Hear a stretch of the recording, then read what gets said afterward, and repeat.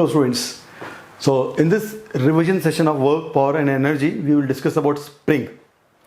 तो स्प्रिंग से पहले हम काफ़ी सारे फोर्सेस पढ़ चुके हैं, जैसे mg जो कि ग्रेविटेशनल अट्रैक्शन है, नीचे की तरफ लगता है, टेंशन जो कि स्ट्रिंग के अलॉन्ग लगता है, away from the mass, it's a pulling force, normal जो कि रिएक्शन बाय दिस सरफेस है, contact surface perpendicular to the contact लगता है, फ्रिक्शन फोर्स जो कि अलॉन्ग द कॉन्टैक्ट लगता है, away from the velocity, pseudo force जो कि तब लगता है जब आप किसी नॉन इनर्शियल फ्रेम में बैठे हो और आपको Newton's law of motion use करनी हो। सिमिलरली एक और फोर्स हम ऐड करेंगे जिसे हम बोलते हैं स्प्रिंग फोर्स। तो उसको समझने के लिए पहले एक स्प्रिंग का ओरिएंटेशन देखते हैं। जैसे एक स्प्रिंग है, ठीक है, और अभी ये स्प्रिंग रिलैक्स्ड लेंथ पे है, मतलब इसको नहीं दबाया गया है नहीं खींचा गया है, ठीक है। तो ये एक पॉइंट जो है ये न्यूट्रल पॉइंट बोल सकते हैं, let's call it neutral point when this spring is at its natural length, right. अब आप अपने डे टू डे के एक्सपीरियंस से ये विजुलाइज करने की कोशिश करो कि अगर हम इस पॉइंट को दूर खींचेंगे तो स्प्रिंग क्या करेगी। स्प्रिंग आपको और इधर जाने में हेल्प करेगी या कुछ नहीं करेगी या फिर यहाँ खींचेगी। तो बट ऑब्वियस है कि स्प्रिंग आपको इसकी तरफ खींचती है, अपनी तरफ खींचती है, राइट। जैसे ये स्प्रिंग जो पहले नेचुरल लेंथ पे थी, अब उसको इस बंदे ने, इस आदमी ने उधर खींच लिया, तो उसका ये जो एंड है ना, जिसको मैंने बोला था न्यूट्रल पॉइंट, जबकि वो नेचुरल लेंथ पे था, उस पॉइंट को इस लेवल से खींच के उधर लेके जा चुका है। तो अब आप सोचोगे कि इस बंदे को ना, इसको ऐसे खींचने के लिए जोर लगाना पड़ेगा, बिकॉज ये जो स्प्रिंग है उसको इस तरफ खींच रही है ना, ये स्प्रिंग इसको इस तरफ खींच रही है। अच्छा, एक और सिचुएशन लेते हैं जहां पर एक दूसरा बंदा इसको थोड़ा और खींचता है। तो इस केस में इस बंदे ने इसको थोड़ा और खींच लिया है। पुराने वाले केस में हमने देखा था कि ये जो स्प्रिंग का एंड है वो इस लेवल से खींच के यहां पर गया था, x1 का एक्सटेंशन था उसमें, x1 का। और इस केस में ये पॉइंट इस लेवल से मूव करके उधर चले गए, मतलब इस केस में x2 का एक्सटेंशन है। Extension is the word end of course काफी डे टू डे लाइफ में यूज करने वाला वर्ड है। तो अब आपको अगर पूछा जाए कि इन दोनों में से किस आदमी को ज्यादा फोर्स लगाना पड़ रहा है उस पॉइंट को वहां मेंटेन करने के लिए, सो ये चीज आप इंट्यूटिवली भी समझ सकते हो। इंट्यूशन से आपको समझ में आ जाएगा कि भाई इस बंदे को रिलेटिवली कम फोर्स लगाना पड़ेगा as compared to this guy. इसको ज्यादा फोर्स लगाना पड़ रहा है क्योंकि ज्यादा खींचा है आपने इसको, राइट। और ये चीज मतलब कोई फिजिक्स की नॉलेज की जरूरत नहीं है आपको, वैसे भी आपको फील आती होगी। और प्रॉब्ली शायद इसका ओरिएंटेशन भी इसीलिए टेढ़ा हो गया है क्योंकि ज्यादा फोर्स लगाना पड़ रहा है उसे। एनीवेज, अभी इससे हमें समझ में आ रहा है कि जो स्प्रिंग है ना, इस केस में इस बंदे को ज़्यादा जोर से खींच रही है, इस केस में कम जोर से खींच रही है। यहाँ से हम एक चीज़ इंटरप्रेट करेंगे कि जो स्प्रिंग का फोर्स होता है that is proportional to the extension. We can say force of the spring is proportional to the extension. And be very clear, ये एक्स स्प्रिंग की लेंथ नहीं है, हाँ, ये एक्स क्या है, उस पॉइंट से जहाँ पर हमें न्यूट्रल पॉइंट का नाम दिया गया है, उस पॉइंट से जितना खींचा है that is extension. This is extension x1, this is x2। गलती ये होती है कई बार, ये पूरे को x1 ले लेते हैं। No, this is not a part of the extension, ये इसकी नेचुरल लेंथ है, इसके अलावा कितना गया है दैट इज एक्सटेंशन। ओके, तो spring force is proportional to extension and the proportionality constant is known as spring constant, उसको हम k बोलते हैं, this k is spring constant. Okay, तो अगर आपको किसी स्प्रिंग का स्प्रिंग कांस्टेंट दे दिया जाए और आपको बता दिया जाए कि उसमें एक्सटेंशन इतना है, तो आप आराम से बता दोगे कि इसमें कितना फोर्स स्प्रिंग लगा रही है। इस केस में भी कुछ सिमिलर एक्टिविटी हुई है, बट यहाँ पर इसको कंप्रेस किया गया है। पुराने वाले केसेस में हम इसको खींच रहे थे, ठीक है, इसमें कंप्रेस किया गया है। तो इसका जो न्यूट्रल पॉइंट था, मतलब जब उसकी नेचुरल लेंथ इस तरह से दी गई थी, तो इस पॉइंट से ये एक्स डिस्टेंस कवर कर चुका है अंदर की तरफ। तो इस केस में भी एग्जैक्टली वही डिपेंडेंसी रहती है फोर्स की। So force will be equal to k x. But हाँ, ध्यान इसमें ये देना है कि इस केस में जो स्प्रिंग है ना, इस पॉइंट पे इधर की तरफ फोर्स लगा रही है, ये पुश करने वाला फोर्स है, पहले पुलिंग फोर्स था। तो मतलब अगर आप यहाँ पर कोई ऐसे मास रख दोगे तो इस मास को यहाँ एक पुश मिलेगा और मास उस तरफ मूव करना स्टार्ट कर देगा। तो यहाँ पर हम एक फंडामेंटल सिचुएशन को एनालाइज करेंगे जिसका रिजल्ट लगभग सभी स्प्रिंग प्रॉब्लम्स में यूज होने वाला है। तो एक ऑप्शन मेरे पास ये था कि मैं इसका डायरेक्टली रिजल्ट बता दूं आपको, और रिजल्ट बताने से भी काम हो जाता है, बट मैं थोड़ा इसको समझाने की कोशिश करता हूँ, ठीक है। समझ में आ गया तो बहुत अच्छी बात है, नहीं आएगा तो रिजल्ट आपको पक्का याद होना चाहिए, ठीक है, बट आई एम श्योर समझ में आ जाएगा। ओके, केस कुछ ऐसा है कि एक स्प्रिंग है जिसकी एक नेचुरल लेंथ दी हुई है यहाँ पर, ठीक है, नहीं खींची हुई है नहीं दबी हुई है। तो ये आपका न्यूट्रल पॉइंट हो गया। अब न्यूट्रल पॉइंट जो है ना, वहीं से हमने ओरिजिन डिफाइन कर दिया कुछ यहाँ पे, तो ये आपका एक्स एक्सिस है, तो हम बोल सकते हैं न्यूट्रल पॉइंट का एक्स एक्सिस 0 हो गया, राइट, बिकॉज इसी लाइन पे है ये। ओके, अब हमने क्या किया, इसको खींचना चालू किया इस तरफ, एक बंदा यहाँ खड़ा हो गया, ओके, ये बंदा इसको यहाँ खींचता है इस तरह से, तो किसी इंस्टेंट पे इसका जो पोजीशन है ये वाला इस लाइन पे आ चुका है। ये मैंने एक नई स्प्रिंग बनाई है for the sake of understanding, but है वो वहीं पर ही, उसको यहीं पर ही खींचा जा रहा है, ठीक है, समझाने के पॉइंट ऑफ व्यू से मैंने इसको नया दोबारा से बना दिया है। ओके, मान लो ये पॉइंट खींच के यहाँ तक आ गया, तो आपको स्प्रिंग कुछ ऐसी दिखाई देगी। इस सिचुएशन में क्या होगा कि जो स्प्रिंग है वो इस पॉइंट पे यहाँ लगाएगी फोर्स kx, जो कि हमने थोड़ी देर पहले पढ़ा था। क्यों लगाएगी kx? बिकॉज x का एक्सटेंशन आ चुका है और k इसका स्प्रिंग कांस्टेंट है, तो स्प्रिंग पे kx फोर्स लगाएगी।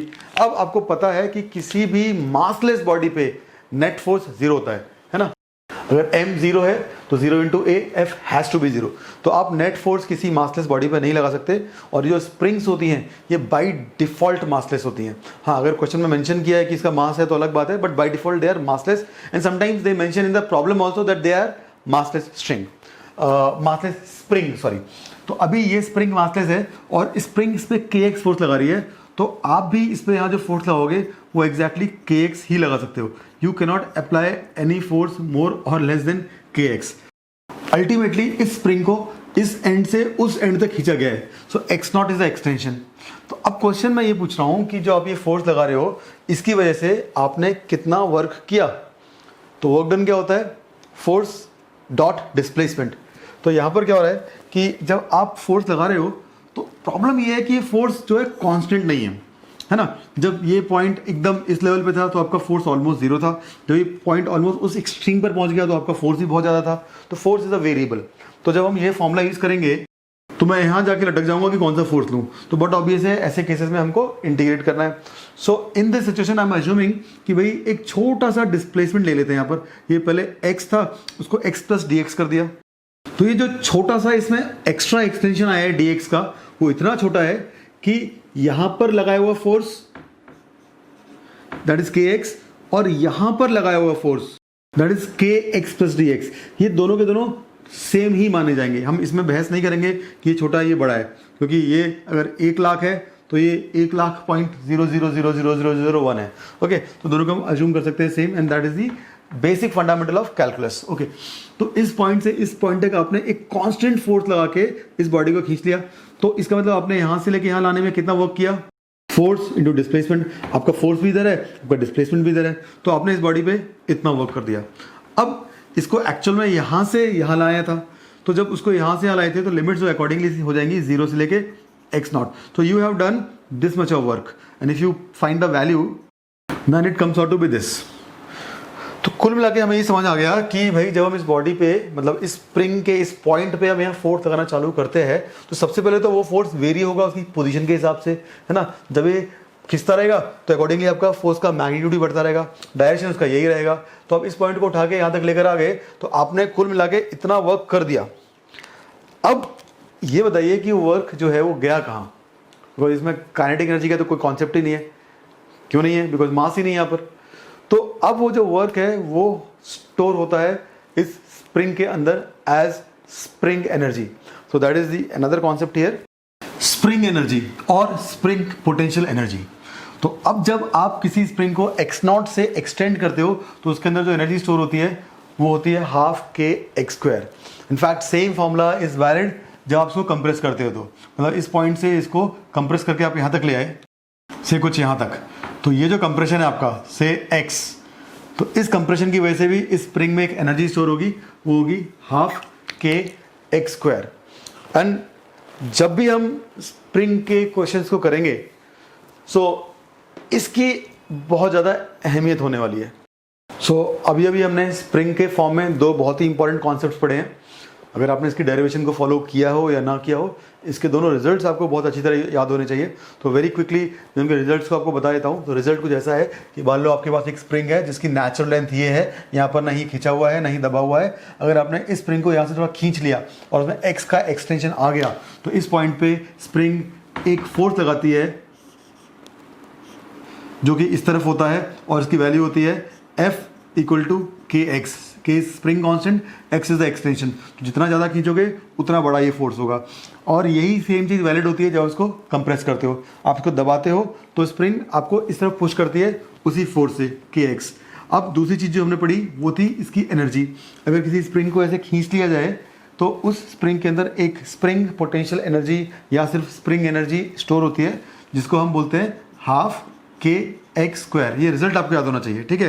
तो ये X आपका एक्सटेंशन भी हो सकता है, ये X आपका कंप्रेशन भी हो सकता है, ठीक है। K spring constant. तो एक छोटा सा एग्जांपल लेते हैं। मान लो एक स्प्रिंग थी, ठीक है, जिसकी नेचुरल लेंथ ये दी हुई है, तो उसका न्यूट्रल पॉइंट ये हो गया। स्प्रिंग को हमने 2 मीटर दबा दिया, ठीक है, और यहाँ पर एक मास रख दिया 4 kg का, ठीक है। अब स्प्रिंग कांस्टेंट K दिया हुआ है, तो क्वेश्चन ये बोलता है अगर मैं इस मास को यहाँ पकड़ के जब तक रखा था तो ठीक है, यहाँ पर जैसे ही इसको रिलीज करूंगा तो उसका एक्सेलरेशन क्या होगा इस इंस्टेंट पे। तो एक्सेलरेशन क्या होता है भाई, फोर्स बाय मास। तो इस मास पे कौन कौन से फोर्स लग रहे हैं, एक mg लग रहा है नीचे, एक नॉर्मल लग रहा है, वो कैंसिल हो गए। और ये स्प्रिंग जो है ना, कंप्रेस्ड स्प्रिंग, ये इस पे एक यहाँ पुशिंग फोर्स लगा रही है इस तरफ, और वो फोर्स कितना है KX। तो x की वैल्यू क्या है, 2 मीटर कंप्रेस किया आपने, तो x की वैल्यू 2 हो जाएगी और k की वैल्यू 6 दी हुई है। तो इसका मतलब ये 12 न्यूटन का फोर्स स्प्रिंग लगाएगी इस बॉडी पे इस तरफ। तो इसका एक्सप्रेशन क्या हो जाएगा, 12/4 3 मीटर पर सेकंड स्क्वायर। इस एक्सप्रेशन से ये आगे जाएगी। सो ये काफी फ्रीक्वेंटली अकरिंग क्वेश्चन है, कई सारे कॉम्पिटिटिव एग्जाम्स में कई बार डायरेक्टली या इनडायरेक्टली इस क्वेश्चन को पूछा हुआ है। तो ध्यान से सुनना एक बार। क्वेश्चन कुछ ऐसा बोलता है, एक 5 kg के मास है, उसको 2 मीटर पर सेकंड की स्पीड से यहाँ पर फायर किया, ऐसे फेंका इस तरफ, ठीक है। अब यहाँ पर कोई फ्रिक्शन नहीं दिया है तो बाय डिफॉल्ट स्मूथ सरफेस माना जाएगा। अब एक स्प्रिंग है जिसे कांस्टेंट दिया हुआ है 10, है ना। अब क्वेश्चन पूछता है find the maximum compression in the spring. तो सबसे पहले आपको ये समझना पड़ेगा कि कंप्रेशन स्प्रिंग में आ क्यों रहा है, जिसका आंसर आपको फटाफट मिल जाएगा कि भाई जैसे ही मास आगे जाएगा इसको हिट करेगा। यहाँ पर जब हिट करेगा तो उसके बाद बट नेचुरल है कि इसको आगे दबाएगा। जब आगे दबाएगा तो भाई कितना दबाएगा, वो आपका क्वेश्चन है यहाँ पर ये। तो जब ऐसे फिजिक्स के क्वेश्चन पूछे जाते हैं कि जैसे what is the maximum compression, what is the maximum angle, तो ऐसे केसेस में सबसे पहले आपको ये समझना पड़ता है वो जो मैक्सिमम या जो एक्सट्रीम चीज अचीव हो रही है उस इंस्टेंट की स्पेशलिटी क्या है। फॉर एग्जाम्पल जब मैं पूछता हूँ what is the maximum compression, तो सबसे पहले आपको ये समझना चाहिए कि जब ये मैक्सिमम कंप्रेशन अचीव होगा, जब इसमें मैक्सिमम कंप्रेशन आ चुका होगा, उस इंस्टेंट की स्पेशलिटी क्या है, उस इंस्टेंट पे क्या होगा।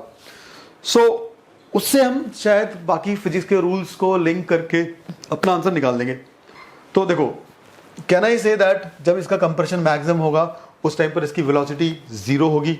मान लो ये सिचुएशन है ना, ये इसकी मैक्सिमम कंप्रेशन है, मतलब ये जो x0 है ये इसका कंप्रेशन है और इससे ज्यादा कंप्रेशन नहीं होगा, और इस इंस्टेंट पे ये रुका हुआ है। तो ऑफ कोर्स वो रुका रहेगा, बिकॉज ये मैक्सिमम कंप्रेशन होने का मतलब ये है कि ये पॉइंट और आगे नहीं खिसकेगा। ये पॉइंट आगे क्यों नहीं खिसकेगा, क्योंकि जो चीज इसको खिसका सकती है वो अब नहीं रही। वो क्या थी, इस पॉइंट की वेलोसिटी। तो ये जब पॉइंट आगे मूव नहीं करेगा, इसका मतलब ये ब्लॉक भी आगे मूव नहीं करेगा, राइट। सो इस केस में और ऐसे हजारों प्रॉब्लम्स के केसेस में आपको सबसे पहले ये क्लिक होना चाहिए कि जब वो मैक्सिमम कंप्रेशन की बात करता है उस इंस्टेंट पे वो इनडायरेक्टली आपको ये बोल रहा है कि find the value of x0 when this mass stops momentarily. Momentarily क्यों होता है बाद में देखेंगे, बट ये मास जो है ये रुक जाएगा उस इंस्टेंट पे। ओके, जब ये मास रुक जाएगा तो फिर हमको इस सिचुएशन को वर्क एनर्जी थ्योरम यूज करके सॉल्व करना है। तो ये है आपका वर्क एनर्जी थ्योरम, एकदम ध्यान से सुनना। काइनेटिक एनर्जी फाइनल, मतलब जब यहाँ पहुंचेगा तो काइनेटिक एनर्जी फाइनल क्या होगी, उसको 0 होगी। क्यों, क्योंकि यहाँ पर ये रुका हुआ है, यहाँ पर इसकी वेलोसिटी जो है वो 0 है, तो ये आपका हो जाएगा 0। अब काइनेटिक एनर्जी इनिशियल क्या थी, हाँ ये दिया हुआ है आपका half mass into velocity square. Okay, अब बात करते हैं वर्क डन की, work done by all the forces. अब ऑल दी फोर्सेस में कौन कौन से फोर्स आते थे, mg, नॉर्मल, और इस केस में एक और आ गया that is spring force. mg को तो हमने देखना बहुत पहले बंद कर दिया था, क्यों, क्योंकि हमने mg के फोर्स की बजाय ग्रेविटेशनल पोटेंशियल एनर्जी के कॉन्सेप्ट को यूज किया, राइट।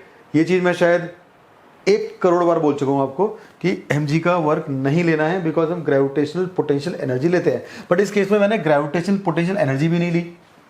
क्यों लूं भाई, सेम लेवल पे है, राइट। इसकी ग्रेविटेशनल पोटेंशियल चेंज ही नहीं हो रही है। तो कुल मिला के ये टाइम पास फोर्स निकालो यहाँ से भी आपको। नॉर्मल तो वैसे ही कुछ वर्क नहीं करने वाला, बिकॉज नॉर्मल लगेगा इधर और उसका डिस्प्लेसमेंट है इधर, ओके, अब बचा स्प्रिंग फोर्स, और ये स्प्रिंग फोर्स आपका खून चूसने के लिए काफ़ी है अगर आपको इसको ढंग से हैंडल करना नहीं आता है। देखो ये फोर्स परेशान क्यों करेगा, बिकॉज ये वेरिएबल फोर्स है, क्योंकि जब बॉडी यहाँ पर टच करती है, जस्ट टच करती है, उस टाइम पर ये स्प्रिंग कोई फोर्स नहीं लगाती है। जब ये बॉडी थोड़ा आगे आती है, मतलब यहाँ तक, तो अब क्या होगा, आपका जो कंप्रेशन है इतना हो जाएगा। अब इस कंप्रेशन के हिसाब से फोर्स लगेगा इस बॉडी को इस तरफ। अब ये जो कंप्रेशन है, मतलब जो लेंथ है, ये चेंज होती रहेगी, तो that makes it very painful actually, right. But जैसा कि हमने देखा था कि mg के केस में हमने mg का वर्क यूज करना बंद कर दिया था, बिकॉज हमने ग्रेविटेशनल पोटेंशियल एनर्जी को इंट्रोड्यूस किया। Exactly same is the case over here. हम स्प्रिंग द्वारा लगाया हुआ फोर्स का किया गया वर्क, अंग्रेजी में बोले तो work done because of force due to spring, इस वर्क डन को हम लोग इग्नोर कर सकते हैं अगर हम यहां पे स्प्रिंग पोटेंशियल एनर्जी का कॉन्सेप्ट इंट्रोड्यूस कर दें तो। आई रिपीट, जिस तरह से ग्रेविटी के केस में ग्रेविटी का वर्क नहीं लिया था हमने, बिकॉज ग्रेविटेशनल पोटेंशियल एनर्जी आ गई थी, राइट। कैसे? ऐसे, है ना। वर्क निकालना है विदाउट mg, क्यों? क्योंकि आपके पास ये दोनों टर्म्स हैं यहां पे, राइट। अभी इसमें एक छोटा सा पॉइंट और ऐड कर दो, विदाउट स्प्रिंग फोर्स वो कब होगा, जब आप यहां पे ये वाले टर्म्स लिखना स्टार्ट कर दोगे तो। And that makes it not only interesting but extremely easy, काफी इजी हो जाएगा आपके लिए, ठीक है। तो अब जब भी वर्क निकालोगे तो आप जिस तरह से ग्रेविटी को इग्नोर कर रहे थे, उसी तरह से आप स्प्रिंग फोर्स को भी इग्नोर करोगे। लेकिन ध्यान इस बात का रखना है कि RHS में राइट हैंड साइड में जहां आपने काइनेटिक प्लस ग्रेविटेशनल पोटेंशियल लिखा था, वहां पर साथ में एक थोड़ी सी जगह आप स्प्रिंग पोटेंशियल के लिए भी रख लेना, इसलिए मैंने गैप छोड़ा था यहाँ पर, ठीक है। तो जब आप स्प्रिंग पोटेंशियल एनर्जी को भी इन्वॉल्व करना स्टार्ट कर दोगे तो बहुत आसानी से हम स्प्रिंग का किया हुआ वर्क इग्नोर मार पाएंगे, ठीक है। और हमारे क्वेश्चन बहुत आराम से सॉल्व हो जाएंगे। जैसे इस केस में देखते हैं, इस केस में मैंने इसको थोड़ा चेंज कर दिया, ये सब मेरा पुराना आउटडेटेड डेफिनेशन है, और हम यूज करना स्टार्ट कर देंगे एक नया रिलेशन, दैट इज दिस, जिसमें हम स्प्रिंग पोटेंशियल एनर्जी को भी यूज कर रहे हैं। इसका सबसे बड़ा एडवांटेज क्या था, ये लाइन, राइट। ये मेरी इंटरेस्ट का चीज था कि spring force need not be involve. Spring force जो एक वेरिएबल फोर्स है, उसको आप इग्नोर कर सकते हैं, उसका वर्क निकालने की आपको कोई जरूरत नहीं है, and that is an advantage. तो वेरी क्विकली ये देख लेते हैं कि हमने इस इक्वेशन को कैसे यूज किया है इसमें। तो समझ में आ गया, अभी स्प्रिंग फोर्स जो था वो वर्क कर नहीं रहा, तो फिर कोई भी फोर्स यहाँ पर वर्क नहीं कर रहा है। mg को हम पहले ही देख चुके हैं, नहीं करता है। ओके, अब बात करते हैं इन टर्म्स की। तो इसमें ये इनिशियली 2 मीटर पर सेकेंड पे था, राइट। तो सिस्टम की जो एनर्जी थी, काइनेटिक एनर्जी, वो शुरुआत में थी half mv², that is half into mass into v²। ये इसकी इनिशियल काइनेटिक है, और फाइनली जाके स्टॉप हो जाता है। क्यों हो जाता है पता है हमें, ठीक है। तो फाइनल काइनेटिक एनर्जी कितनी होगी इसकी, ये होगी आपकी 0। ग्रेविटेशनल पोटेंशियल लेना नहीं है, बिकॉज हर बार वो सेम लेवल पे रहता है, डिस्कस कर चुके हैं पहले हम। ओके, रही बात स्प्रिंग फोर्स की, जब भी मास यहां पर था तो उस टाइम पे स्प्रिंग रिलैक्स थी। तो initial state of the spring, हाँ, जब भी मास यहां पर था तो वो स्प्रिंग में कोई एक्सटेंशन नहीं था, कोई कंप्रेशन नहीं था। तो जो initial state of the spring थी वो रिलैक्स मानी जाएगी, मतलब कोई एक्सटेंशन ना होने की वजह से इसमें जो एनर्जी स्टोर्ड है वो होगी 0। तो इनिशियल वाली ये है, ये आपकी 0 हो जाएगी। लेकिन जब ये मास यहां पहुंचेगा, अगेन आपका जो फाइनल इंस्टेंट है, इसका फाइनल स्टेज है जो इसकी, उस केस पे इसमें कंप्रेशन आ गया था x0 का, राइट। तो इसकी एनर्जी होगी हाफ kx02, ये हो जाएगा आपका हाफ kx02, ठीक है। वैल्यू सब्स्टिट्यूट करोगे, k 10 है और x0 निकालना है, तो k को आपने 10 पुट कर दिया, x0 निकालना है। अब जस्ट आपको इस इक्वेशन को यूज करना है, बहुत आसान है। You get this, right. और सिंप्लीफाई किया तो आपको x0 की वैल्यू है वो मिल जाएगी 10/5 का रूट, दैट इज √2 मीटर। तो इस स्प्रिंग में √2 मीटर का कंप्रेशन आ जाएगा। A slight variation from A previous problem, इसमें एक स्प्रिंग दी हुई है जिसकी नेचुरल लेंथ है इतनी, ठीक है।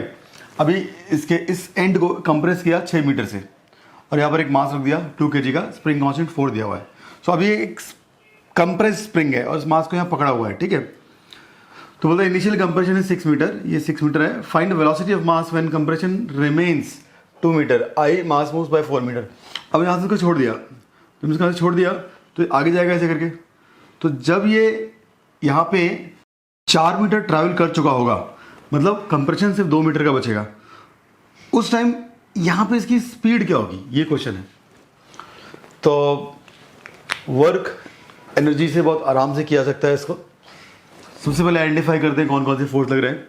एक फोर्स लग रहा है mg, इग्नोर मारो बिकॉज ग्रेविटेशनल पोटेंशियल लेने वाले हम।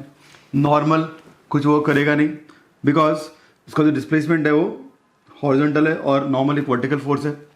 बजा सिर्फ स्प्रिंग फोर्स, तो स्प्रिंग फोर्स का भी हम लोग वर्क डन एक्सक्लूसिवली नहीं लेते हैं because we take care of spring potential energy. तो जब इस क्वेश्चन को मैं एनालाइज करूंगा तो मुझे पता चलेगा कि इनिशियल पोजीशन इसकी यहाँ पर थी, मतलब ये वाली, इस इनिशियल से वो इस फाइनल तक पहुंच चुका है, ठीक है, और डिस्टेंस ट्रेवल किया उसने इस डायरेक्शन में 4 मीटर।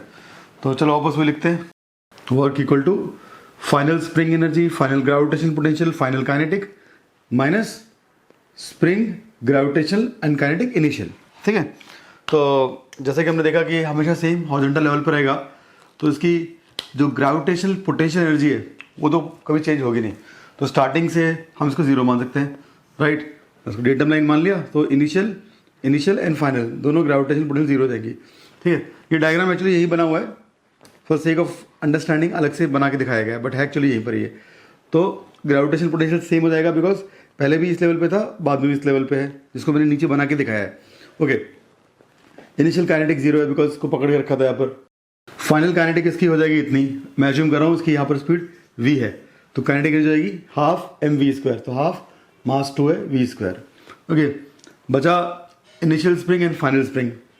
तो इनिशियल और फाइनल यहाँ दोनों स्प्रिंग एनर्जी जो है वो नॉन जीरो है, क्योंकि यहाँ पर भी कंप्रेस स्टेट में था और यहाँ भी कंप्रेस स्टेट में, बट यहाँ कंप्रेशन ज़्यादा है, यहाँ पर कंप्रेशन 6 मीटर का है, तो एनर्जी हो जाएगी हाफ के 6²। एंड सिमिलरली यहाँ कंप्रेशन थोड़ा कम है, 2 मीटर का है, तो एनर्जी हो जाएगी हाफ के 2²। हम पहले देख चुके हैं कि work done by all the forces is 0, right.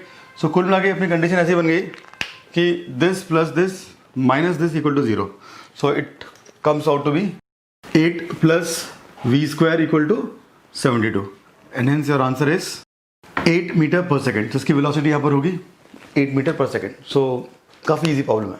तो इस क्वेश्चन में एक रिंग है जिसका मास 8 kg दिया है। This ring is connected with a spring at one end and another end of the spring is connected to the floor, ठीक है, ये फिक्स सपोर्ट है। अभी ये नेचुरल लेंथ है स्प्रिंग की, दैट इज 10 मीटर्स, और यहाँ पर रिंग रखी हुई है। तो मतलब रिंग यहाँ पर थी तो उसको कोई एक्सटेंशन या कंप्रेशन नहीं था स्प्रिंग को। Now this ring is dragged towards right side, इसको थोड़ा राइट साइड में ले गए such that this angle becomes 37 degree. अब क्वेश्चन ये बोलता है कि find the velocity of the ring when it reaches initial position. इसको यहाँ से छोड़ दिया है, it is release from this point, इसको यहाँ से छोड़ा है तो आगे जाएगा ये। तो क्वेश्चन ये बोलता है कि जब ये रिंग यहाँ पहुँचती है, ठीक है, इनिशियल पोजीशन, सो उस टाइम पर इसकी वेलोसिटी निकालनी है, मतलब इस इंस्टेंट पे जो इसकी वेलोसिटी होगी वो आपको निकालनी है, ये, ठीक है। अब वर्क एनर्जी से करने की कोशिश करते हैं इसको। तो जब ये रिंग यहाँ पर थी या फर्दर मैटर आगे भी जाएगी तो इस पर कौन कौन से फोर्स लग रहे होंगे। एक लगेगा mg, राइट, और एक लगेगा नॉर्मल। नॉर्मल कहाँ से लगेगा, ये जो पाइप है ना इसका नॉर्मल लगेगा इसके ऊपर इस तरह से, mg तो नीचे लगेगा ही खैर। उसके अलावा इसमें एक लगेगा स्प्रिंग फोर्स इस डायरेक्शन में, right, along the direction of the spring. तो ये mg हम वर्क एनर्जी थ्योरम में यूज करना बंद कर चुके हैं because we are taking gravitational potential energy. Normal कुछ वर्क करेगा नहीं बिकॉज डिस्प्लेसमेंट जो है इसका वो परपेंडिकुलर टू नॉर्मल है, और स्प्रिंग फोर्स का भी वर्क हम यूज नहीं करते हैं बिकॉज हम स्प्रिंग पोटेंशियल एनर्जी को डिफाइन कर चुके हैं। सो कुल मिला के ये तीनों फोर्सेस कोई वर्क नहीं कर रहे हैं, तो हम बोल सकते हैं कि initial and final energies are same. तो इस इक्वेशन में वर्क हमने जस्ट देख ही लिया है कि 0 है, राइट। अब रही बात पोटेंशियल, ग्रेविटेशनल पोटेंशियल एनर्जी की, तो वो दोनों टाइम सेम ही था, राइट, बिकॉज का हॉरिजॉन्टल लेवल हमेशा सेम रहने वाला है। तो हम इसी को डिटरमाइन मान लेंगे और बोल देंगे कि initial as well as final जो है, इनिशियल एंड फाइनल जो है वो दोनों ग्रेविटेशन पोटेंशियल भी 0 है आपके, ओके। अब ये मास यहाँ से छोड़ा गया था, it was release from this point, तो इसकी जो काइनेटिक एनर्जी यहाँ पर 0 होगी, है ना। तो इनिशियल काइनेटिक एनर्जी भी 0 होगी इसकी आपकी, ओके, ठीक है। अब जब ये मास यहाँ पहुँचेगा तो उस टाइम पर ये रिलैक्स लेंथ है, तो इस पर्टिकुलर इंस्टेंट पे स्प्रिंग के पास कोई एनर्जी नहीं है, कोई एक्सटेंशन नहीं है, कोई कंप्रेशन नहीं है, तो कोई एनर्जी नहीं है। तो फाइनल स्प्रिंग एनर्जी जो है SF वो भी आपकी 0 हो जाएगी, राइट। सो कुल मिला के क्वेश्चन बड़ा सिंपल सा हो गया कि इनिशियल स्प्रिंग एनर्जी जो है वो फाइनल काइनेटिक एनर्जी के बराबर होनी चाहिए because KF minus SI equal to 0। तो अगेन से initial spring energy equal to final kinetic energy.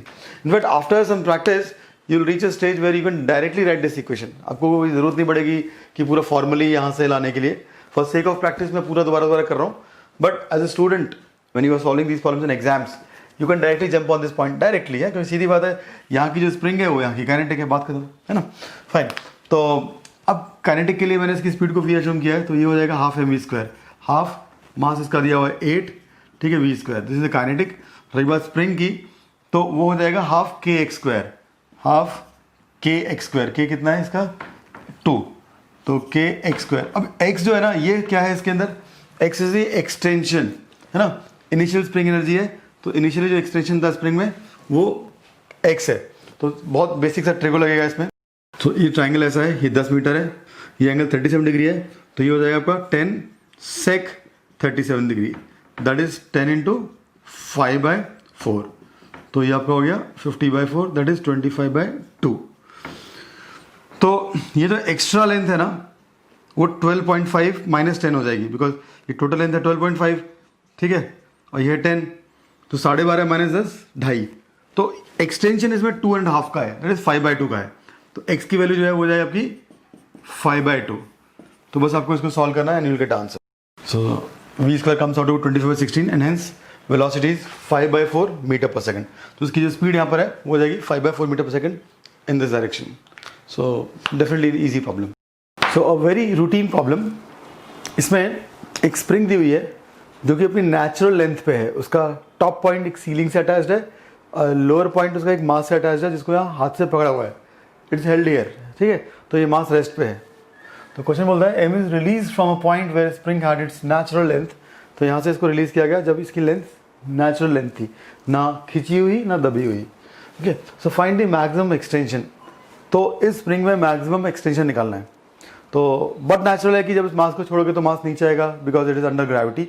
जब नीचे आएगा तो स्प्रिंग खींचेगी, और जब स्प्रिंग खींचेगी तो क्या होगा? स्प्रिंग फोर्सेस मास के ऊपर की तरफ लगेगा, राइट. तो होगा ये कि जब मास मान लो यहाँ पहुँच चुका है, तो उस पर नीचे एक फोर्स लग रहा होगा mg का, और ऊपर भी लग रहा होगा उसके ऊपर एक स्प्रिंग का, ठीक है. तो जब अब स्प्रिंग का फोर्स ऊपर लगेगा तो स्पीड को क्या होगा? और यहाँ पर बहुत सारे स्टूडेंट्स गलती करते हैं, वो बोलते हैं कि सर स्पीड कम हो जाएगी. अरे कम कैसे हो जाएगी यार? नीचे भी तो mg लग रहा है, और ऊपर का के से छोटा सा ही है, अभी जस्ट नीचे आना चालू किया है उसने. तो नेट फोर्स नीचे है अभी इसके ऊपर. तो नेट फोर्स नीचे है तो अभी भी इसकी स्पीड बढ़ेगी, राइट. अच्छा, अभी नीचे आते आते आते मान लो इस सिचुएशन तक आ गया, यहाँ पर आ गया, और यहाँ पे क्या हो रहा है कि जो mg है और जो kx है दोनों एग्जैक्टली बराबर हो गए, ठीक है. उन्होंने एक दूसरे को बैलेंस कर लिया. तो अब इस इंस्टेंट पे जब mg और kx बराबर हो चुके हैं, x क्या है? एक्सटेंशन इन द स्प्रिंग, है ना. ये आपका x है यहाँ से लेके यहाँ तक का. तो इस इंस्टेंट पे जब mg और kx बराबर हो गए, इस इंस्टेंट पे स्पीड क्या होगी? अब यहाँ पर भी कई लोग गलत आंसर देते हैं. वो बोलते हैं सर स्पीड 0 होगी.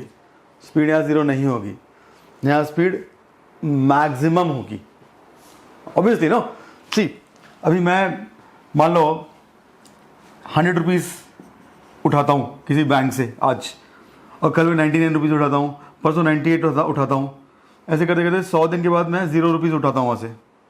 सो बेसिकली जब मैं 0 रुपीज़ ले रहा हूँ बैंक से, तो उस दिन एक परसेप्शन हो सकता है कि अरे यार अब तो गरीब हो गए, है ना, तो पैसे नहीं है. बट इम्पॉर्टेंट ये है कि वो जो दिन था जिस दिन 0 रुपीज़ उठाए थे, उस दिन मेरे पास सबसे ज़्यादा पैसे थे, राइट. 100 + 99 + 98. सो तो इंट्यूटिवली जो हम सोचते हैं यहाँ पर कई बार उसमें गलती कर देते हैं हम लोग. Amount and rate of increment of amount में शायद कंफ्यूज हो जाते हैं. नहीं होते तो बहुत अच्छी बात है, बट कई लोग होते हैं, मैंने देखा है. तो इसमें ऐसा बोला जाएगा कि भाई 100वें दिन जब मुझे 0 रुपीज़ मिले, उस दिन rate of increment of wealth 0 हो गया. मतलब अब वेल्थ बढ़नी बंद हो गई, लेकिन उस दिन तक वेल्थ बढ़ी है, राइट. तो उस दिन सबसे ज़्यादा पैसा था. Exactly same is the case over here.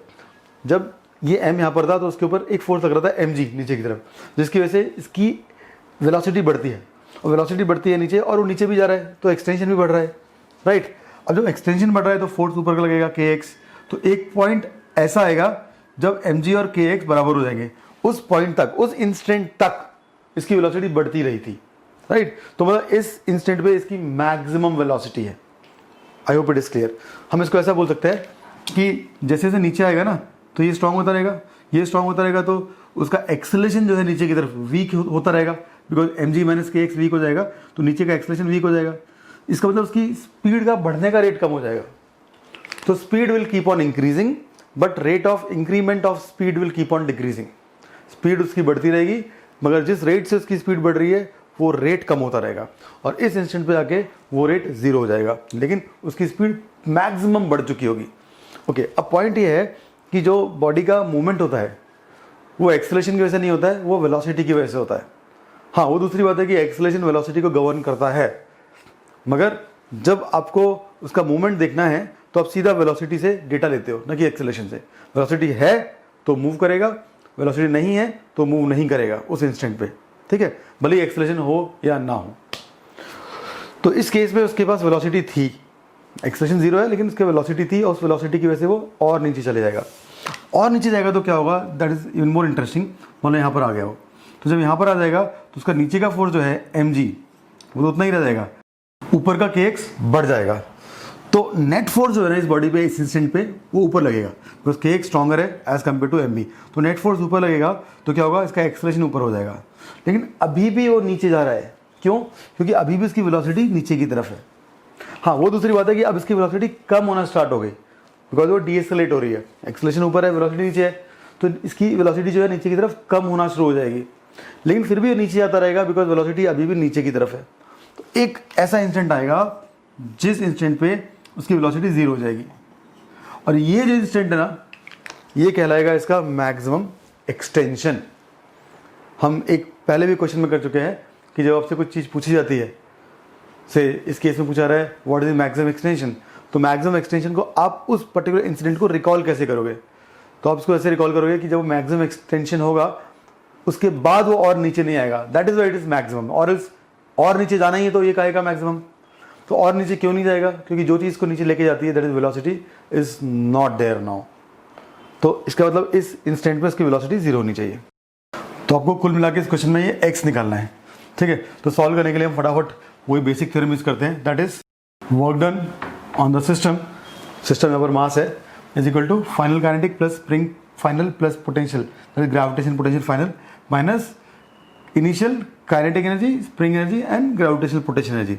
तो इस केस में एम के ऊपर कौन कौन फोर्स लग रहे हैं, कौन से फोर्स लग रहे हैं? एक mg लग रहा है, mg को हम इग्नोर कर देंगे बिकॉज हम लोग ग्रेविटेशनल पोटेंशियल अकाउंट कर चुके हैं। उसके अलावा इसमें स्प्रिंग फोर्स लग रहा है kx जो कि वेरिएबल फोर्स है, उसको भी हम इग्नोर कर देंगे वर्क निकालते टाइम पर। क्यों?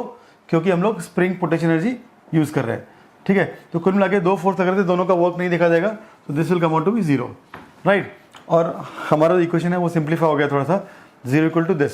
तो अगर इसमें थोड़ा और एनालाइज करें हम लोग तो मालूम चलता है कि इसको डेटम लाइन लेना ज़्यादा ठीक रहेगा हमारे लिए।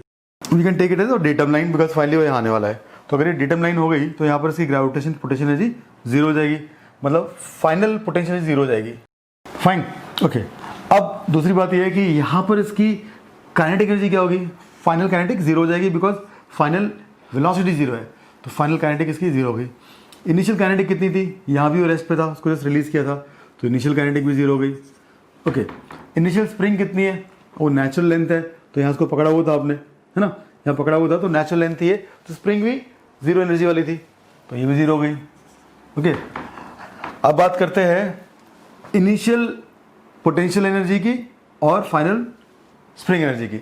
तो कुल मिला के ये जो इक्वेशन है काफ़ी सिंप्लीफाइड फॉर्म में आपको दिख रहा होगा, ठीक है। हमें यहाँ पर दिखता है SF equal to P I, मतलब spring final equal to initial potential energy, and that is very easy to figure out. इसके रेफरेंस में बिकॉज इसको डेटम लाइन लिया है, इसके रेफरेंस में इसकी ग्रेविटेशनल पोटेंशियल हो जाएगी mgx, तो ये हो गया उसका initial gravitational potential. And final spring मतलब यहाँ पहुंचेगा तो स्प्रिंग एनर्जी कितनी जाएगी? Half kx square, where x is extension. Okay, अच्छा वन मोर थिंग, ये जो h है ना इसकी वैल्यू x के बराबर ही है ना, तो उसको रिप्लेस कर दूंगा x से। So I got this equation and from here I get the value of x as 2 mg by k and this is the maximum possible extension in the spring। इसमें कई लोग गलती ये करते हैं, वो सोचते हैं कि अच्छा ये जानना भी ज़रूरी है आपके लिए कि मतलब गलती किस टाइप की होती है। तो हाँ, गलती ऐसी होती है कि कई लोग सोचते हैं कि जिस इंस्टेंट पे ना नीचे का फोर्स जो है ऊपर के फोर्स के बराबर हो जाएगा, उस इंस्टेंट पे मैक्सिमम एक्सटेंशन मिल जाएगा। और नीचे का फोर्स मतलब mg, ऊपर का फोर्स मतलब kx। वो सोचते हैं जब इक्वल हो जाएगा मतलब x equal to mg by k को वो लोग मैक्सिमम एक्सटेंशन समझ लेते हैं, और definitely that is wrong because correct answer ये है। तो हुआ ये होता है इस इंस्टेंट पे जब mg इक्वल टू kx होता है, उस इंस्टेंट पे फोर्स जीरो हुआ होता है न कि वेलोसिटी, और उस इंस्टेंट पे मैक्सिमम वेलोसिटी होती है जैसा कि हमने थोड़ी देर पहले डिस्कस किया, और उस वेलोसिटी की वजह से वो और नीचे आता है। तो इस क्वेश्चन में आपको एक चीज़ ये समझने को मिलती है कि नो वेलोसिटी जीरो होना और इक्विलिब्रियम पे होना, they two different things. Let me just mention it here. So काफ़ी ऑब्वियस और इजी टेबल है, बट इसमें गलती नहीं अफोर्ड कर सकते हम लोग, ठीक है। तो जब बॉडी रेस्ट पे बोली जाती है तो उसका मतलब होता है वेलोसिटी इक्वल टू जीरो, और जब बॉडी इक्विलिब्रियम में बोली जाती है तो उसका मतलब होता है एक्सेलरेशन जीरो। तो एक्सेलरेशन इक्वल टू जीरो ये वाली सिचुएशन कैसे अचीव की जाती है? नेट फोर्स को जीरो से इक्वेट करवा के। और वेलोसिटी इक्वल टू जीरो वाली सिचुएशन कैसे अचीव की जा सकती है? जब उसकी काइनेटिक एनर्जी जीरो हो जाए। Fine, so you may just make a note of this point. So very similar problem यहाँ पर बोलता है कि initially spring is at its natural length, मतलब आपने इस मास को यहाँ पकड़ा हुआ है जब ये अपनी नेचुरल लेंथ पे थी। Fine, and M is released, अब इस मास को यहाँ से रिलीज कर दिया। जब उसको हम ऐसे रिलीज करेंगे तो बिकॉज ऑफ ग्रेविटी नीचे आएगा और वो स्प्रिंग एक्सटेंड हो जाएगी। Find the maximum extension. तो ये प्रॉब्लम और पिछले वाली प्रॉब्लम एग्जैक्टली सेम है, बस फर्क ये है कि पिछले वाली प्रॉब्लम में आपकी जो स्प्रिंग थी वो वर्टिकल थी और यहाँ पर हॉरिजॉन्टल है। तो पिछले वाले क्वेश्चन में हमें काफ़ी क्लियरली दिख रहा था कि इस मास पे ऊपर की तरफ kx फोर्स लग रहा है, that is spring force. But यहाँ पे इस केस में ये मास डायरेक्टली स्प्रिंग से कनेक्टेड ना होने की बजाय एक स्ट्रिंग, एक रस्सी से कनेक्टेड है, और यहाँ डायरेक्टली कनेक्टेड था। And I have seen many students get confuse because of this also. तो इसमें छोटा सा एक पॉइंट ही आता है, बस आपको समझना है जो कि भाई इस स्ट्रिंग में अगर टेंशन T है ना, और वो स्ट्रिंग अगर स्प्रिंग का पार्ट है, तो फिर ये टेंशन एग्जैक्टली इस kx के बराबर ही होगी। अगर इस स्प्रिंग में x का एक्सटेंशन आया है तो this point will be pulled towards left side with kx, that is spring force, and spring force is exactly equal to the tension at all the points on the string. अगर इसको आपने ऐसे extend किया है, of course अगर आपने इसको compress किया होगा तो ये चीज़ वैलिड नहीं है, बिकॉज कंप्रेस करेगा तो स्प्रिंग उसको उस तरफ धकेलेगा kx से, और टेंशन में वो धकेलने वाला फोर्स नहीं होता। Tension can not be a pushy force, right, वो स्लैक हो जाएगा इन दैट केस। तो एकदम बस ये पॉइंट रखो कि टेंशन की वैल्यू kx आती है, और उसके बाद ये प्रॉब्लम एग्जैक्टली पीछे वाले प्रॉब्लम के बराबर हो जाएगा, जिसमें हमने बोला था कि मान लो ये इसका मैक्सिमम एक्सटेंशन है और यहाँ पर इसको डेटम 9 मान लिया मैंने, तो यहाँ पर इसकी ग्रेविटेशन पोटेंशियल जीरो हो जाएगी, राइट, और ये x है, तो इसके रेफरेंस में इसकी ये वाली ग्रेविटेशन पोटेंशियल हो जाएगी mgx, और यहाँ पर इसकी वेलोसिटी जीरो होनी चाहिए बिकॉज मैंने मैक्सिमम एक्सटेंशन पूछा है, तो वेलोसिटी जीरो होनी चाहिए, तो हाफ kx स्क्वायर इसकी स्प्रिंग एनर्जी बचेगी बस। तो ये जो है आपका इक्वेशन बनेगा, और एग्जैक्टली सेम जो पहले आपका आंसर आया था 2mg/k, वो सेम आंसर यहाँ भी आ जाएगा। ओके, तो बस ये पॉइंट ध्यान रखना कि इस स्ट्रिंग के हर पॉइंट पे टेंशन की वैल्यू kx होती है। सो नेक्स्ट प्रॉब्लम, ये प्रॉब्लम से ज़्यादा एक कॉन्सेप्ट है जिसमें दो स्प्रिंग्स दी हुई हैं कांस्टेंट k1 एंड k2 वाली, उनके ऊपर के एंड को कनेक्ट किया है सीलिंग से एंड लोअर एंड को कनेक्ट किया है यहाँ पर, तो ये एक मासलेस सेक्शन बना दिया यहाँ पर, ठीक है।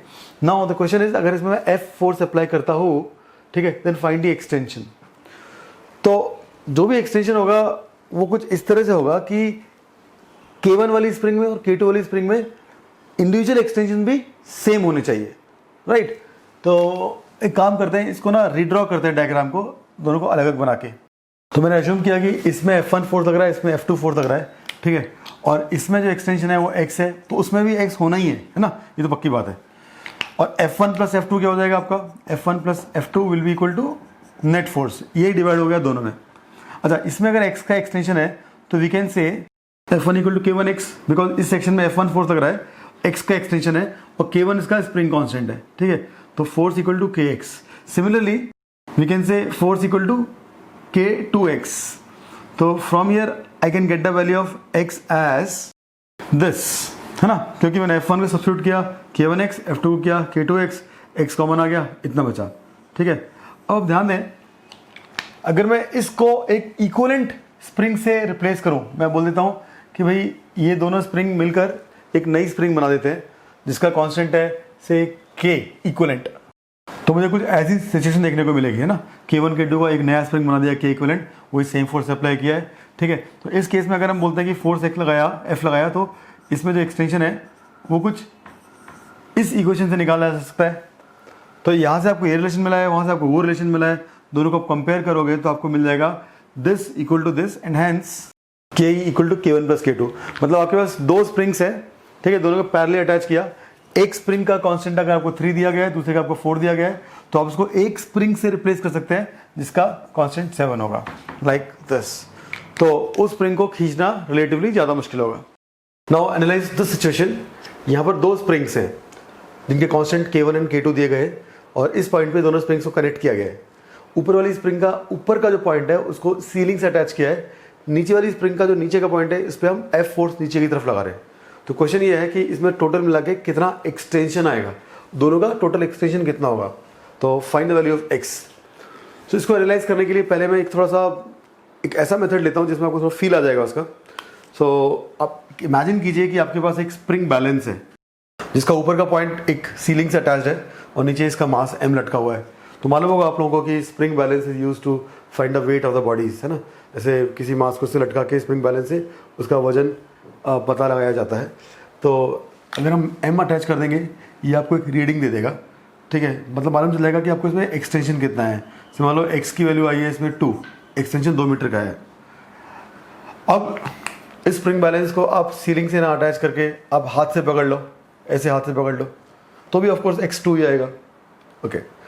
अब एक सिचुएशन लेते हैं जहाँ पर इस स्प्रिंग बैलेंस को किसी दूसरी स्प्रिंग से अटैच कर दिया हम लोग। मान लो एक और स्प्रिंग है यहाँ पर ऐसे, ठीक है, और उसको उससे अटैच कर दिया। तो अब मुझे बताओ कि ये जो स्प्रिंग बैलेंस का पॉइंट था एक बार सीलिंग से अटैच था, एक बार आपसे हाथ से पकड़ा हुआ था और अभी किसी दूसरी स्प्रिंग के एक एंड से कनेक्टेड है। तो मतलब इस चीज़ को कोई मतलब नहीं है कि आप इस पॉइंट को कहाँ पर फिक्स कर रहे हो, राइट। तो अभी भी इस केस में भी इस स्प्रिंग का जो एक्सटेंशन है वो 2 ही आने वाला है, ओके। तो अब मतलब इस सिचुएशन में मैं बोल सकता हूँ कि अगर इस स्प्रिंग को आप डायरेक्टली कनेक्ट कर देते एक सीलिंग से, ठीक है, और इसमें आप फोर्स F लगाते तो इसमें जो एक्सटेंशन आता वही एक्सटेंशन इसमें इस सिचुएशन में भी आएगा। तो कितना आएगा देखते हैं इसमें। सो फोर्स F की वजह से अगर x2 एक्सटेंशन है we can say K2 x2 equal to F and x2 comes out to F by K2। तो अगर अकेली स्प्रिंग होती तो उसमें इतना एक्सटेंशन आता, राइट। और ये स्प्रिंग इसके साथ अटैच्ड है तो भी इस स्प्रिंग में, सिर्फ इस स्प्रिंग में इतना ही एक्सटेंशन आएगा, जो कि हमें यहाँ समझ में आ गया, okay. By the help of similar reasoning we can say कि इस स्प्रिंग में अगर individually extension F bye K1 आता इस फोर्स की वजह से, राइट, तो इस सेटअप में भी इस स्प्रिंग का एक्सटेंशन यही रहेगा। तो कुल मिला के बात ये हो गई कि ये दोनों स्प्रिंग्स अगर आपकी सीरीज में है और आपने F यहाँ लगाया है तो इसका एक्सटेंशन रहेगा इतना और इसका रहेगा इतना। तो टोटल जो एक्सटेंशन है जितना ये स्प्रिंग नीचे आ जाएगी, राइट, वो टोटल एक्सटेंशन जो है वो हो जाएगा x1 plus x2। So this is the net extension in the spring. अगर इस पूरी स्प्रिंग को एक इक्विवेलेंट स्प्रिंग से रिप्लेस किया जाए से लाइक दिस, तो इस इक्विवेलेंट स्प्रिंग में भी एग्जैक्टली यही एक्सटेंशन आना चाहिए अगर आपने सेम F लगाया हो। तो जैसे कि ये F लगाया है तो इसमें XE का एक्सटेंशन आया है, तो we can say XE equal to F by KE। और ये XE क्या है, उतना एक्सटेंशन जो इन दोनों मिलाकर आया था, नेट एक्सटेंशन। तो दिस इक्वल टू दिस आएगा। यहाँ से हम लोग कंक्लूड कर सकते हैं कि 1 by KE equal to 1 by K1 plus 1 by K2। तो नेक्स्ट टाइम जब आप ऐसे स्प्रिंग्स को सॉल्व करोगे आप उनको एक ही स्प्रिंग से रिप्लेस कर देना, राइट, और उसका इक्विवेलेंट ये होना चाहिए। तो very quick summary for series and parallel cases.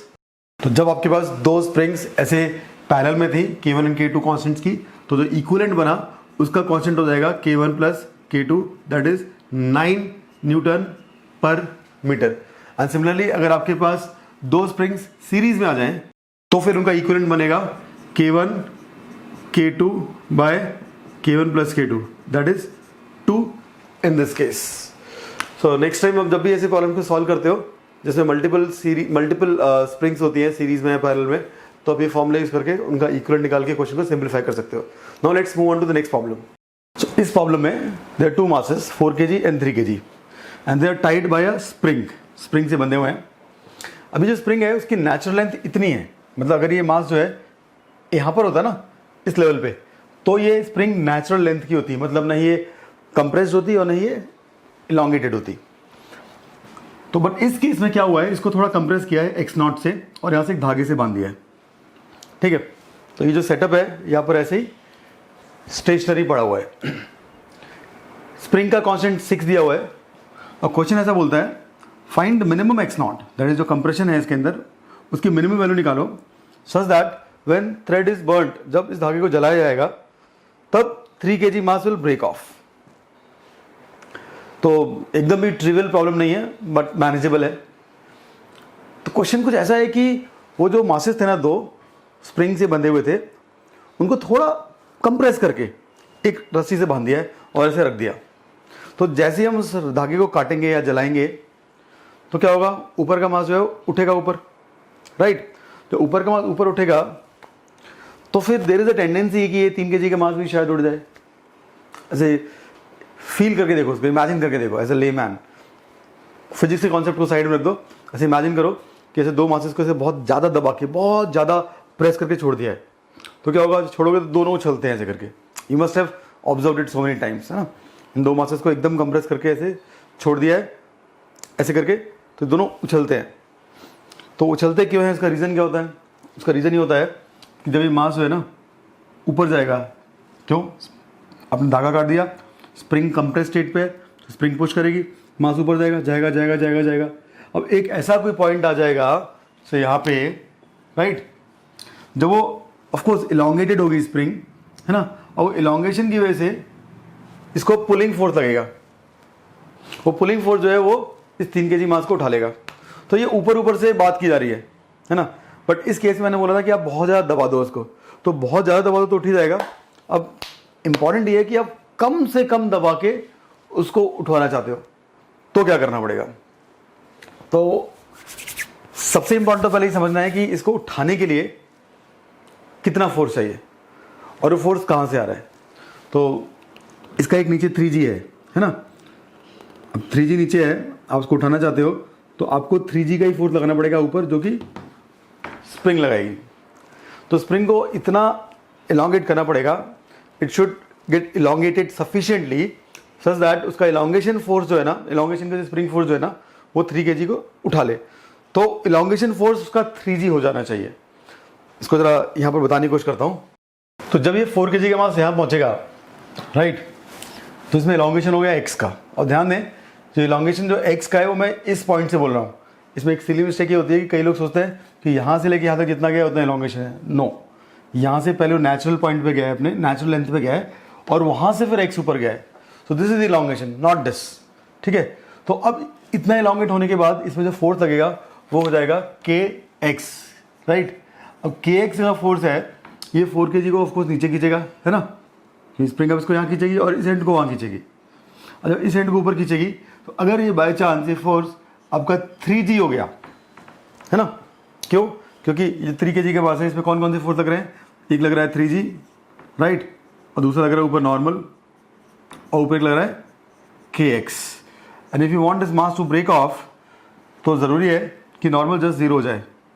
तो नॉर्मल 0 करने का मतलब kx को 3G के बराबर करना पड़ेगा। इनफैक्ट अगर kx 3G से बड़ा हो गया, लाइक डबल 3G हो गया, तो ऊपर एक्सलेट करने लग जाएगा, राइट। तो जस्ट उसको उठाने के लिए 3G का वैल्यू अटेन करना पड़ेगा। And from here I can actually get the exact value of x कितना आ जाएगा इससे, तो 3 × G 10, 30 बाई k, की वैल्यू 6 है, तो 30/6, 5 is the value of x। तो मतलब उसमें 5 मीटर का इलोंगेशन होगा ना, 5 मीटर का, तो ये जो है मास ब्रेक ऑफ कर जाएगा। अब इसमें जस्ट 5 मीटर का इलोंगेशन ही आना चाहिए, क्योंकि 5 से ऊपर का इलोंगेशन आया तो बट नेचुरल ये ऊपर जाएगा, लेकिन उसका मतलब आपने कंप्रेस भी इसको जरूरत से ज़्यादा कर दिया है। तो जितना ज़्यादा कंप्रेस करोगे उतना ऊपर जाएगा, राइट, और जितना कम कंप्रेस करोगे उतना कम ऊपर जाएगा। तो हमें जस्ट ये वाला इलोंगेशन अचीव करना है इसमें, so that minimum x0 can be ensured. तो x0 की वैल्यू निकालने के लिए we'll use work energy theorem. अब बहुत देर होगी वर्क एनर्जी थ्योरम बोलते बोलते, हर बार हम वही बात करते हैं कि mg का फोर्स लेना नहीं है बिकॉज ग्रेविटेशनल पोटेंशियल है, स्प्रिंग का फोर्स लेना नहीं है बिकॉज स्प्रिंग पोटेंशियल है, राइट, और तो कोई फोर्स है नहीं 4 kg के ऊपर। तो सीधी सीधी हम बात करते हैं इस 4 kg की जो इनिशियल एनर्जी है और जो फाइनल एनर्जी है वो सेम रहनी चाहिए, ओके। तो अगर अब मैं इसको डेटम लाइन मान लूँ, तो this is my datum line, तो यहाँ पर इसका पोटेंशियल 0 माना सकता है, और यहाँ पे इसकी जो स्प्रिंग एनर्जी है वो हो जाएगी हाफ के एक्स नॉट स्क्वायर। तो लिखते हैं इसको। तो अब हम कुछ ऐसा डायरेक्ट लिख सकते हैं, फिर हर बार देख रहे हैं वर्क इक्वल टू 0 आ रहा है, तो this minus this equal to 0 आता था, तो दिस इक्वल टू दिस हो गया। ठीक है, in this situation when I have chosen this to be my datum line, तो मतलब इनिशियल ग्रेविटेशनल पोटेंशियल जो है 4 kg का इनिशियल ग्रेविटेशनल पोटेंशियल वो इसका 0 हो जाएगा, राइट। और यहाँ पर वो रेस्ट पे भी था, तो इनिशियल काइनेटिक भी 0 हो जाएगी, राइट। अच्छा, अब यहाँ पर स्प्रिंग एनर्जी का क्या हिसाब रहेगा? तो ऑफकोर्स एक्स नॉट का कंप्रेशन है, तो spring energy will be half के एक्स नॉट स्क्वायर। अब आते हैं इसकी फाइनल स्टेज के ऊपर यहाँ पे। अब यहाँ पर इसकी स्पीड क्या है? अब ये बड़ा इंपॉर्टेंट सा पॉइंट है। चलो मान लो v मान लिया, थोड़ी देर के लिए v मान लिया। यहाँ पर इसकी स्पीड हमने मान ली v है, ठीक है, ऊपर की तरफ। तो ये जो है ये हो जाएगा half mv square, right. Okay, spring energy क्या हो जाएगी यहाँ पर? अब स्प्रिंग एनर्जी के लिए स्प्रिंग का एलोंगेशन देखना है, जो कि x है, न कि x प्लस एक्स नॉट, है ना। तो स्प्रिंग एनर्जी हो जाएगी हाफ के एक्स स्क्वायर। अब पोटेंशियल एनर्जी लिखनी है इसकी, ग्रेविटेशन पोटेंशियल। तो ग्रेविटेशन पोटेंशियल इस डेटम लाइन से आएगी। हाँ, अब इसका कोई एक्स लेना देना डायरेक्टली नहीं है, इसका लेना देना इस पूरे डिस्टेंस से है। तो इसकी ग्रेविटेशन पोटेंशियल क्या हो जाएगी? mg into this height, because ये डेटम था, this height is x plus x not. So here you got this equation. Variables कितने हैं इसमें देखें जरा एक बार। x की वैल्यू पहले से पता है हमें 5, ठीक है। तो x नॉट एंड v ये दो वेरिएबल है, ओके। तो v को कहाँ से निकाला जाए? अब v को कहीं और से निकालने की जरूरत नहीं है, v को आप यहीं से निकाल सकते हो, यहाँ से। क्योंकि जब उसने बोला है कि मिनिमम x नॉट, इसका मतलब क्या हुआ? उसको बेयरली उस पॉइंट तक पहुंचना है जिस पॉइंट पे पहुंच के ये इसको खींच सकता है। दैट वाज 5 मीटर, निकाल चुके हैं। तो मतलब यहाँ पर इसकी वेलोसिटी 0 हो जानी चाहिए, क्योंकि अगर इसकी वेलोसिटी 0 नहीं हुई तो मतलब और ऊपर जाएगा वो, और ऊपर जाएगा, मतलब आपने इसको जरूरत से ज़्यादा कंप्रेस कर दिया है। सो दैट मीन्स वो मिनिमम x नॉट नहीं है। सो बहुत सिंपल क्वेश्चन है, यहाँ पे मिनिमम करने के लिए इस v को 0 करना ही पड़ेगा, and hence this term actually become 0। Important point है। ओके, अब हो गया question solve. This equal to this, just putting all these values like k equal to 6 and x equal to 5, I will get this quadratic equation. बस को solve करना है अभी। So solving this quadratic we get x equal to -b plus और minus root of b square minus 4ac। तो -4 मतलब 4 into 3 into -275। And simplifying it you will get this. अभी इसमें नेगेटिव वैल्यू पॉसिबल नहीं है, okay. So +1 will give you 18.3 18.3 meter का जो compression इसमें रहा शुरुआत में, राइट। तो उसको काटने के बाद जस्ट ऐसी सिचुएशन आ जाएगी कि ये 3 kg के बाद उसके ब्रेक ऑफ कर जाए। एंड 18.3 मीटर से आप कम उसको प्रेस करोगे, कंप्रेस करोगे, then this mass will not break off. तो प्रिसाइजली 18.3333 ऐसा है, ठीक है, okay. I hope you understood this problem. इसमें जो ध्यान देने वाली बातें थी वो मेनली इसकी थी कि इसका जो इलॉन्गेशन देखा जाएगा तो x देखा जाएगा, x प्लस एक्स नॉट नहीं देखा जाएगा। और दूसरा, जब इसको मिनिमाइज करना है आपको, तो the mass should just stop there, okay. So इस क्वेश्चन में 2 मास है, दोनों को एक स्ट्रिंग से अटैच किया है विच गोज वाया दिस पुली, और ये वाला मास एक स्प्रिंग से अटैच्ड है जिसका दूसरा एंड सीलिंग से अटैच्ड है यहाँ पर। और इस इंस्टेंट पे ये जो स्प्रिंग है ये अपनी नेचुरल लेंथ पे है, दैट इज 20 मीटर्स, फाइन। तो ये लेंथ 20 मीटर दी हुई है। Initially you are holding it here, आप इस मास को यहाँ पकड़े हुए हो। अब जैसे ही आप इसको रिलीज करते हो तो बिकॉज ऑफ ग्रेविटी नीचे आएगा और टेंशन की वजह से ये आगे आएगा, राइट। तो ये मास जब आगे आएगा तो एक ऐसा इंस्टेंट आएगा when this mass will be about to lose contact, जब ये मास इस सरफेस से कॉन्टैक्ट लूज करने वाला होगा। तो क्वेश्चन ये बोलता है find the velocity of mass on the plane when it is about to break off. मतलब ये मास जब इस सरफेस से कॉन्टैक्ट लूज करने वाला है, जस्ट उस इंस्टेंट पे इसकी वेलोसिटी क्या होगी। So this is the problem. तो सॉल्व करने के लिए सबसे पहले हमें एज अ लेमैन सोचना पड़ेगा कि भाई अगली सिचुएशन क्या होगी। तो अगली सिचुएशन ये होगी कि नीचे आ गया होगा, ये थोड़ा आगे आ गया होगा, से कुछ इस तरह से, है ना। ये मास यहाँ पहुँच गया है, तो जितना ही आगे गया है उतना ही एग्जैक्टली नीचे गया होगा। तो मैंने ब्लू में आपका जो नेक्स्ट इंस्टेंट है वो ड्रॉ करने की कोशिश की है, और स्प्रिंग कुछ इस तरह से बन चुकी होगी जो यहाँ पर थोड़ी स्ट्रेच भी हो चुकी है, right. There is some elongation in the spring and this angle is theta. तो मैं अज्यूम करता हूँ कि भाई इस पर्टिकुलर इंस्टेंट पे this mass is about to break contact. यहाँ पर ये ना कॉन्टैक्ट लूज करने वाला है मान लो। तो अब जब ये कॉन्टैक्ट लूज करने वाला है तो उसका बेसिक रीजनिंग क्या होगी, क्यों लूज करेगा कॉन्टैक्ट। ऑफ कोर्स mg तो उसको नीचे खींच रहा है, टेंशन इसको यहाँ खींच रहा है। तो ये जो स्प्रिंग फोर्स है ना जो उसको यहाँ खींच रहा है, इस स्प्रिंग फोर्स का ये वाला कंपोनेंट है, ये इस मास का कांटेक्ट लूज कराने की कोशिश करेगा। ओके, फॉर एग्जांपल जैसे मान लो कोई मास है, ये फ्लोर पे रखा हुआ है, तो उसका mg नीचे है, नॉर्मल ऊपर है, और कोई स्ट्रिंग से आप उसको ऊपर खींचते हो, तो जैसे जैसे उसका टेंशन बढ़ाते रहोगे क्या होगा, नॉर्मल कम होता रहेगा। क्यों? अल्टीमेटली जब तक वो कांटेक्ट में है t plus N equal to mg होने वाला है, तो ये t बढ़ाओगे n कम होगा। एक इंस्टेंट ऐसा आएगा जब n जस्ट 0 हो जाएगा, वो इंस्टेंट पे हम बोलेंगे it is about to break off. उसका अगला जो इंस्टेंट होगा, मतलब टेंशन मान लो और बढ़ गई और ये कॉन्टैक्ट लूज करके से ऊपर आ गया, यहाँ पर कहीं आ गया, तो ऊपर आ गया तो उसका मतलब ये नहीं कि n नेगेटिव हो जाएगा, उस टाइम पर n की वैल्यू 0 हो जाएगी बिकॉज कॉन्टैक्ट लूज कर चुका है, और ये एक्सेलरेट करना स्टार्ट कर देगा। It will not remain in equilibrium then. ठीक है, एनीवेज इस क्वेश्चन में तो ये बोल रहा है कि kx का जो कंपोनेंट है, इस कंपोनेंट को आपको mg से इक्वेट करना है, राइट? कुछ इस तरीके से, बिकॉज जिस इंस्टेंट में आप बोलोगे kx cos theta equal to mg, इसका मतलब ये है कि आपने n को 0 अज्यूम कर लिया है, मतलब कॉन्टैक्ट लूज कर चुका है। तो अभी ये वैल्यूज हम सब्स्टिट्यूट करेंगे इसके अंदर, तो मुझे कुछ ऐसा मिलेगा, बिकॉज k की वैल्यू दे रखी है 4, है ना, 4 आ गया, और x जो है ना वो एक्सटेंशन है, मतलब ये लेंथ माइनस ये लेंथ, ये 20 है तो ये 20 सेक थीटा हो जाएगा, राइट? तो 20 सेक थीटा माइनस 20, है ना, मतलब इसकी जो लेंथ है 20 sec theta minus original length 20, that will be the extension, वो एक्स्ट्रा लेंथ होगी। ओके, तो 20 को हमने कॉमन ले लिया, I got sec theta minus 1, तो x की मैंने ये वाली वैल्यू यहाँ से यहाँ सब्स्टिट्यूट कर दी here, okay, into cos theta. So simplify करके आ गया इतना, and that should be equal to mg, मतलब 1.6 into 10. So from here I get a value of cos theta as 4/5 and hence I can say theta equal to 37 degree. तो इस पूरे situation से ये समझ मेरे को आ गया कि जब ये एंगल 37 डिग्री होता है उस इंस्टेंट पे ये कॉन्टैक्ट लूज कर देता है। अब जब हम इसकी एग्जैक्ट वेलोसिटी निकालना चाहते हैं तो हम यूज करेंगे ये वर्क एनर्जी थ्योरम। पोजीशन तो मेरे को मिल ही चुकी है कि कब ऐसा होने वाला है। ओके, तो अभी जब इसने यहाँ पे एंगल 37 डिग्री बनाया है और ये 20 है, तो from here I can get the value of L as 15 meter, है ना, because L by 20 is 1037 degree, and from here I can get the value of L as 15 meter. तो ये 15 मीटर आगे डिस्प्लेस हुआ है, तो डेफिनेटली ये भी 15 मीटर नीचे डिस्प्लेस हुआ होगा। ओके, तो जब हम इसको वर्क एनर्जी थ्योरम यूज करेंगे, सबसे पहले हम देखेंगे वो सिस्टम क्या है। सिस्टम क्या है? ये दोनों मासेस हमारा सिस्टम है, तो और इन मासेस में फोर्स क्या लग रहा है? mg लग रहा है। mg हम लोग यूज नहीं कर रहे हैं because mg has been taken care of by using gravitational potential energy, तो mg का वर्क अलग से लेने की जरूरत नहीं है। फिर क्या बचा? टेंशन। तो टेंशन इसके लिए इंटरनल फोर्स का काम करता है, तो उसको लेने की जरूरत नहीं है। बचा स्प्रिंग फोर्स। स्प्रिंग फोर्स के लिए भी हम स्प्रिंग पोटेंशियल एनर्जी का कॉन्सेप्ट एक इंट्रोड्यूस कर चुके हैं, तो स्प्रिंग का फोर्स का वर्क भी लेने की जरूरत नहीं है। तो कुल मिला के आपके पास कोई ऐसा फोर्स नहीं है जिसका वर्क आपको निकालना पड़े, and hence this comes out to be 0।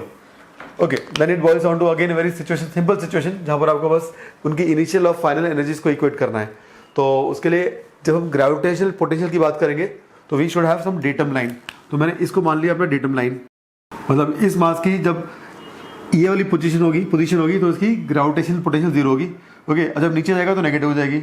रही बात इस मास की, तो इसकी ग्रेविटेशनल पोटेंशियल लेने की जरूरत नहीं है बिकॉज हमेशा सेम लेवल पे रहता है वो।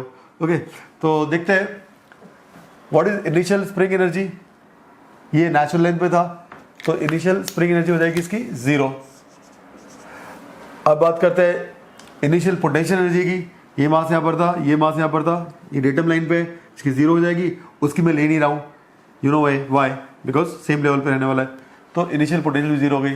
ओके, इनिशियली सारे मासेस रुके हुए थे, किसी के पास कोई वेलोसिटी नहीं थी, तो काइनेटिक एनर्जी भी 0 हो गई। सो अब ये बहुत सिंपल होते जा रहा है अभी। ओके, अब बात करते हैं इसकी स्प्रिंग फाइनल की। तो स्प्रिंग में हम देख चुके थे जो एक्सटेंशन है, राइट, वो आया था आपका इतना, है ना। सेक थीटा की वैल्यू सब्स्टिट्यूट कर दी हमने यहाँ पर, थीटा 37 डिग्री, सेक थीटा को सब्स्टिट्यूट किया था, तो मेरे को 5/4 - 1 × 20 5 मीटर मिला था। तो this was the extension in the spring. तो जब स्प्रिंग में एक्सटेंशन x का आ गया है तो उसकी एनर्जी क्या हो जाएगी? Half kx²। हाफ k की वैल्यू 4 है इंटू x², राइट। अब बात करते हैं पोटेंशियल फाइनल की। अब पोटेंशियल फाइनल जो है इसका हम देखेंगे नहीं, सिर्फ इसका देखेंगे, और इसका नीचे आने की वजह से नेगेटिव हो गया है, mg × -15। अब बची सिर्फ काइनेटिक एनर्जी फाइनल, और इनफैक्ट वही हमारा एक आंसर है, क्योंकि मुझे पूछा गया what is the speed of this mass.